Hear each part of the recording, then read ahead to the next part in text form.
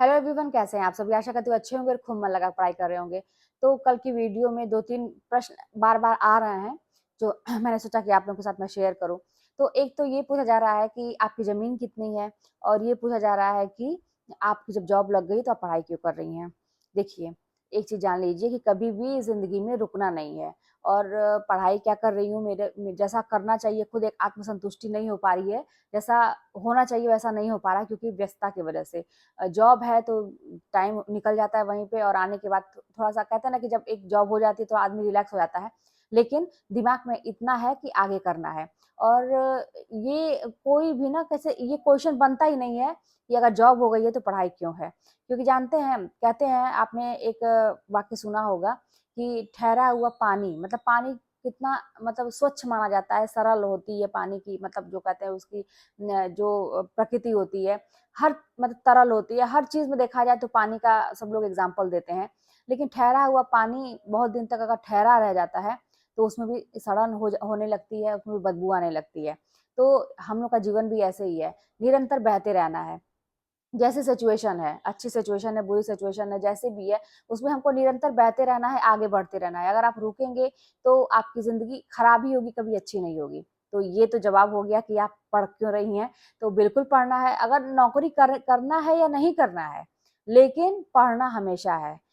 देखिए, किताब ऐसी चीज़ होती है ना कि अभी आप ही बहुत दिन तक अगर लगातार उसके साथ जुड़े रहेंगे, और फिर आपको कोई कह दे कि छोड़ दो एकदम से, आप मान लीजिए सफल हो गए, तो लेकिन आप छोड़ नहीं पाएंगे, तब भी नहीं छोड़ पाएंगे, आपको आदत सी बन जाएगी। तो करते रहिए हमेशा, मतलब हाथ में किताब लेके रखिए। इससे अच्छी दोस्त कोई नहीं हो सकती है, क्योंकि ये आपको कुछ ना कुछ देगी, आपसे कुछ लेगी नहीं। बाकी तो आपको धोखा खाने का बहुत चांस मिल सकता है बाकी लोगों से, लेकिन यहाँ पे आपको धोखा कभी भी नहीं मिलेगा। नहीं कुछ तो आपके पास इतना ज्ञान हो जाएगा ना कि आप लोगों को कुछ बता पाएँगे। और दूसरी बात ये कि आपकी ज़मीन कितनी है, तो मेरी ज़मीन लगभग 1000 स्क्वायर फीट के लगभग है। तो बहुत ऐसा नहीं है, एक फैमिली जो छोटी फैमिली होती है उसके लिए बहुत ही अच्छा है। अ, जहाँ पे हम लोग ये रहते हैं, आप लोगों को जब मैंने ये दिखाया था जहाँ पे मैं रहती हूँ, होम टूर करवाया था, तो ये भी मतलब काफ़ी पर्याप्त है, तो इतना ही समझिए है ना?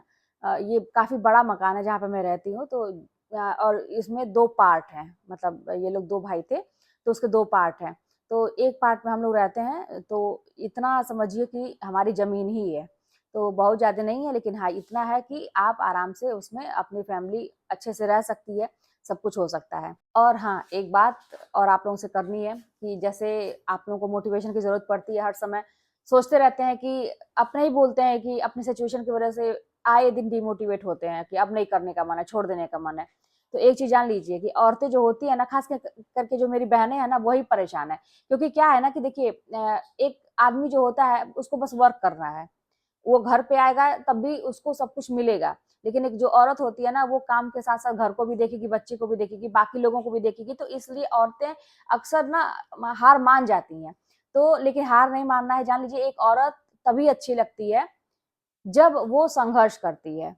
श्रृंगार करना या बस घर के चूल्हे-चौके तक सीमित रह जाना, एक औरत के लिए कहीं से नहीं बना है। ये कहीं का रूल नहीं है, कहीं का ये नहीं है कि आप एक औरत के रूप में अगर जन्म ले लिए तो आपको यही करना है। आप हर एक अपना जो ख्वाहिश है, जो करना चाहती हैं, हर एक चीज़ कर सकती हैं, बस वही है कि उसके लिए प्रयास करना पड़ेगा, प्लान करना पड़ेगा, कैसे क्या करना है, और अगर इंसान करना चाहे, तो कुछ भी कर सकता है। कहते हैं ना कि खोजने से तो भगवान भी मिल जाते हैं, तो ये तो हमारी छोटी-सी एक मंज़िल है, लाइफ़ में एक छोटा-सा है कि अपनी जीविका चलाने के लिए एक छोटा-सा कुछ करना है।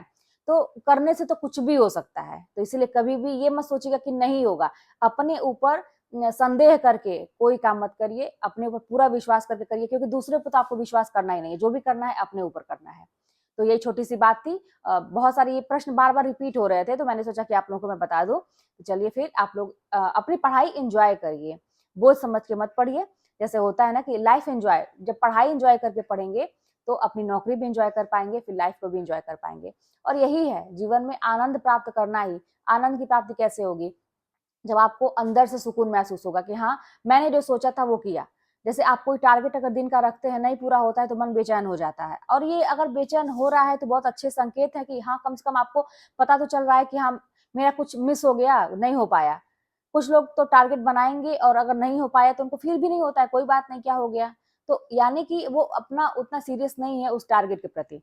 तो ये बहुत ही अच्छी बात है कि अगर आपको चिंता होती है कि आपकी चीज़ें नहीं हो पा रही हैं और अगर हो जाती हैं तो आपको कितना सुकून महसूस होता है। तो सोचिए कि छोटे-छोटे जो टारगेट पूरे होते हैं तो उसमें कितना सुकून महसूस होता है। तो जब एक बहुत बड़ा आपका लक्ष्य पूरा होगा, तो फिर जीवन में आनंद ही आनंद होगा और ईश्वर पर भरोसा करिए। वही सब कुछ देने वाले हैं, वही मतलब कहते हैं ना कि सब कुछ वहाँ पे आपका लेखा-जोखा वहाँ पे चल रहा है कि आप कर क्या रहे हैं। आप किसी से छुपा नहीं सकते।